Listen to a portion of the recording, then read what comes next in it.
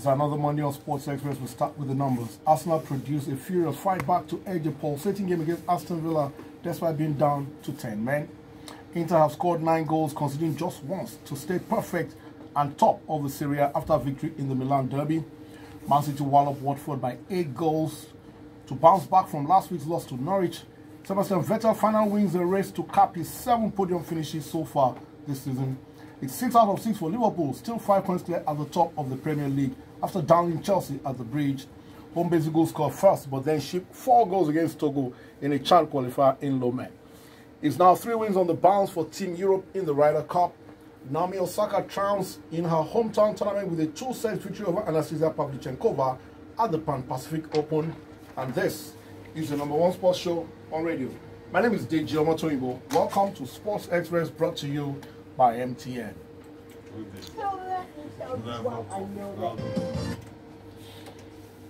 Welcome back and many thanks for joining us for Monday's edition of Sports Express, brought to you by MTN. Let's recap all the sporting stories from the weekend with international news represented by Pedro Peter. Thanks, Deji. Our first story is from tennis, where Team Europe retained the 2019 Laver Cup following Alexander Zverev's victory over Milos Raonic of Team World in the final beside in Geneva, Switzerland on Sunday. Zverev defeated Raonic 6-4, 3-6, 10-4 in the last rubber to earn Team Europe a dramatic 13-11 win over Team World and ensured Bjorn Borg's side 3rd victory in a row. Team Europe have not been beaten by Team World since the inception of the Laver Cup in 2017, and the next edition in 2020 will be staged in Boston.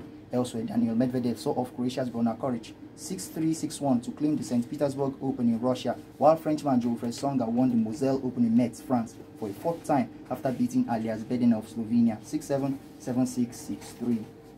And over to the ladies. 2-time major winner Naomi Osaka emerged winner of the Pan Pacific Open after her straight-set victory over Anastasia Pavlyuchenkova of Russia in the final in Tokyo, Japan on Sunday. The 21-year-old Japanese, who had twice finished as runner-up in the event, took out Pavlyuchenkova 6-2, 6-3 to win the Pan Pacific title for the first time on home soil, and also win a first title since her triumph at the Australian Open in January. Still on the WTA tour, Karolina Muchova of the Czech Republic claimed a maiden title after dispatching Magdalena Net of Poland 6-1, 6-1 in the final of the Korea Open in Seoul. We'll drive off to Formula 1, where 4-time world champion Sebastian Vettel claimed the first win of the 2019 F1 campaign after emerging victorious at the Singapore Grand Prix on Sunday. The 32-year-old German, who started the race in 3rd, benefited from an unusual strategy from Ferrari to place first, leapfrogging teammates Charles Leclerc and Red Bull's Max Verstappen, who both finished 2nd and 3rd, respectively.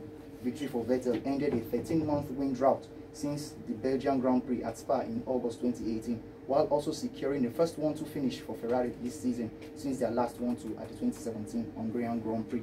Ferrari has also won the last 3 consecutive races for the first time since 2008. Lastly, to rugby, the 9th edition of the Rugby World Cup kicked off in style last weekend as 20 countries battled for the coveted crown in Japan. In the tournament's opener, host Japan thumped Russia 30-10, while on day 2, France picked Argentina 23-21. Australia defeated Fiji 39-21, while defending champions New Zealand took out South Africa 23-13. Sunday's action saw Stuart Hogg win a 70th cap for Scotland, although they fell 27-3 to Ireland, while England battled to an uninspiring 35-3 win over less fancied Tonga. That was international news. We thank you, Pedro Peter. We return with the Nigerian sports scene after the break. But it's Nigerian Sports on Sports Express, brought to you by MTN. Buddy, good to be there. Buddy, well, all the noise on social media from last night has been about Togo defeating Nigeria 4-1. But I remember you sounded a note of warning here. Maybe people don't listen. On Friday about the not proper preparation for the team, and the league has been moribund since forever, and all of that. And there was a chance that we would lose that game. Maybe not by 4-1, but hey, we've lost the game. And you know, a lot of people wait to get on this bandwagon of knocking the home base players anytime there is a loss. And I think it's ridiculous, really. I remember the last time they played Chan, people waited until they lost 4-0 in the final. You know, before they started. And you know, for me, I mean, I don't get it. I've always said that, I always agree that, let's even agree the league is as bad as people say it is. What are you doing to improve it? First off, I think I started I started sounding that morning from Monday or Tuesday. Yeah. Because you look at the time frame for the team selection, and you look at the window that they have to train together. Like you said, the league is not playing, and even when they said that the under 23 team will play against Togo, I felt that even the under 23 team that will play is not the one that we had seen because of the rush of foreign players that are in the team. But it turns out that it wasn't even under 23 players that turned out. It was a team selected from the league. But like you said, the league has not been in play. The players have not been active. They've not been active. And I also remember saying that you're not like even to see the best players, because those they are playing on the continent, and those ones they are in between a series, so they are not going to let they are not likely let their players go. So that team you saw wasn't the best. Exactly, it was a ragtag team. But I also did say that now that they have played the first leg, they have 2 weeks to train together, and for me, that is where the chance is. I'm not sure they can. I'm not sure that they can overturn. But I think they'll get a win. But I also feel that, like you don't. We always dump on these players. We forget to point our finger at the administrators. We all knew that they were going to play this game like 2 months ago, and yet the focus was on Super Eagles and All African games. Nobody said anything about the Chan team. And so when you let those running the show get off scot-free, and you say the players are not good enough, it's the easiest and flimsiest of excuses. I'm telling you, honestly. Now, here's another thing. They have 2 weeks to get ready for this whole game. Will the coach get and the players get everything they need? Because they have to be in camp, they have to be well fed, there have to be things working for them.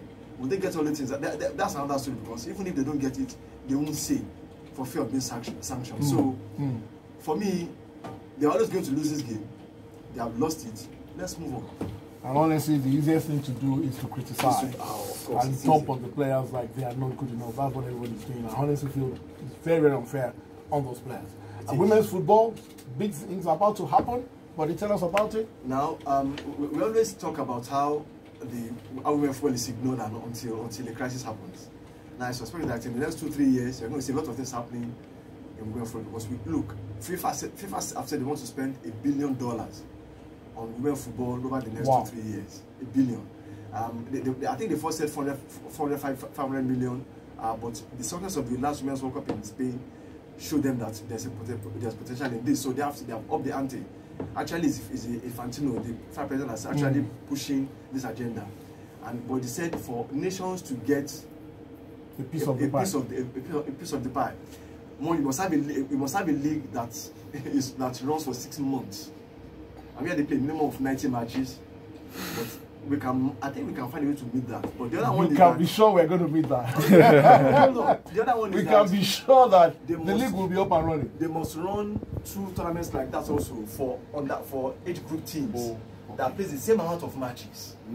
2 different age groups that play the same as the main league. That's a tall order. The third instruction is that, and this one goes to CAF, they want to now introduce a World Club Cup, just like the men's game. Now, there's no continental competition. Exactly. Remember, I've been saying that we should start something. Yeah. So now we have to look, even if you get the teams, the champions of Nigeria, Ghana, South Africa. Like play in one location. Them is in one location. Just get a chance, because that money is coming, and they also want to start a league that they do in Europe, where they get and progress. So for you to be a part of this. But you see, the good thing about Body is that it means that the opportunities are growing for young girls who are talented footballers. Exactly. And then before I go, a note of money. Mauritania has spent $100,000 over the past year to develop their women's team, and they didn't have a women's team before. Now they built one from scratch from a league. They built the team, and they played their first internationals. And guess what? They played the tournament in Spain. They are thinking ahead. Moving on. I hope we are not static while the other countries are catching up with us. Thank you very much, buddy. Always detailed, as usual. The Nigerian sports scene is over. The World Soccer Report is next on Sports Express, brought to you by MTN. Welcome back to the World Soccer Report on Sports Express, brought to you by MTN. Always tough to get through all the games on Monday. Again, this one is here. I'll just rush through some results and we'll talk about a few of the matches played across Europe. In League 1, another late goal by Neymar gave PSG a 1-0 victory at Lyon. Reims and Monaco goalless. Monaco yet to win this season. And Victor Osimhen did not score, but provided an assist as Lille drew 1-1 at Rennes. Bundesliga, Bayern 4-0 over Cologne. Frankfurt 2-2 Dortmund. Frankfurt with a late equalizer there. And Leipzig still coasting, 3-0 winners at Werder Bremen. Serie A, Milan derby. Milan 0, Inter 2, Inter stayed perfect, and you have to say they thoroughly deserve to win that game. Oh yes, they did. And you have to ask yourself, what's happening at Milan? Terrible performance. I struggle with the decisions of the manager, with the selection. I think this team is too dependent on Suso. If Suso doesn't step up, this team suffers. And it's been evident over the last, some last season of coming onto this one. But all the credit has to go to Inter. I think Conte was very brave to go with Barella and Sensini from the start. Made some changes at the back, started Godin in his back three, and moved Ambrosio into the wing back position, which I think was a huge surprise because Candelo has been doing really well at right wing back. But overall, VAR also kind of played a part in some few instances. But it was good to see some life back in that topic. I tweeted something this morning. The most popular footballer in the world right now is named VAR. Juventus 2-1 over Verona. Juventus had to come back from behind to get that victory. Aaron Ramsey became only the third Welshman ever to score in the Italian top flight. Interesting. Lecce 1, Napoli 4, Bologna 1, Roma 2, Lazio 2-0 over Parma. Some of the other results from Serie A. In the La Liga, 2 results we're going to talk about. Well, Atletico are struggling goalless with Celta Vigo. Let's see if that. Bilbao 1-0 over Alaves. I think they're top now. Yes, yeah.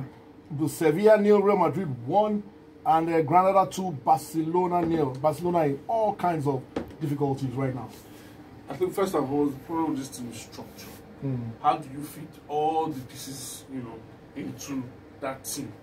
I think there's a conundrum with Griezmann because once you have Suarez fit and ready to play, you can't drop him for Griezmann. And then you have a young man who's come up, Fati. You have to ask yourself, should we drop him? Should we stunt his so-called progression? And then you have Messi who's on his way back to football. Yeah. So I think that problem is huge for the manager. His decision-making has been suspect. A lot of Barcelona fans have come out for him. But at the same time, let's give credit to Granada. Okay, they were absolutely fantastic. And the first goal was scored by Raymond Aziz, former Nigerian international. We went to the World Cup, I think, in 2014, if I'm not mistaken. Sevilla 0, Real Madrid 1. Real Madrid, well. First clean sheet in ages. Now, to the Premier League and the big game of the weekend. Well, okay, let me run through the results. Leicester came from behind to beat Tottenham 2-1. A lot of teams in Premier League are struggling. None more so than Manchester United, 2-1 losers at West Ham. Arsenal came from behind, despite being down to 10 men, to defeat Aston Villa 3-2, and that still rankles with a certain body going to in the studio. Man City 8-0 over Watford, bouncing back in style. 5 goals in 18 minutes. I saw one tweet that 5 goals in 18 minutes they were cruising. I think Bayern Munich just say, hey, what's their name now? What's his striker's name now? Lewandowski. Lewandowski scored 5 goals in 9 minutes. All right, let's go to the game of the weekend. Chelsea 1, Liverpool 2. Liverpool stay perfect, and they look at the moment unstoppable. Oh, they do look unstoppable, but you have to ask yourself, Chelsea defensively, this is probably the worst Chelsea side I've seen defensively. But you have to also give them that they try to come back into the game, try to fight from behind, but still, Liverpool look untouchable at the moment. That's our show. Many thanks for joining us. Birthday shout out before we go to Adwade Oluwa Adesoya, Yemi's daughter, who is 9 years old today. Happy birthday, Adwade. Our moment of the weekend is from the La Liga as Barcelona's early season struggles continued. Former Nigerian international Raymond Aziz was on the score sheet as the Spanish champions succumbed to another loss at newly promoted Granada. The pressure mounts on Ernesto Valverde, and if results don't improve, the field push will come to shore. My name is Dick Jomotoimo. Thanks for your time. Good morning.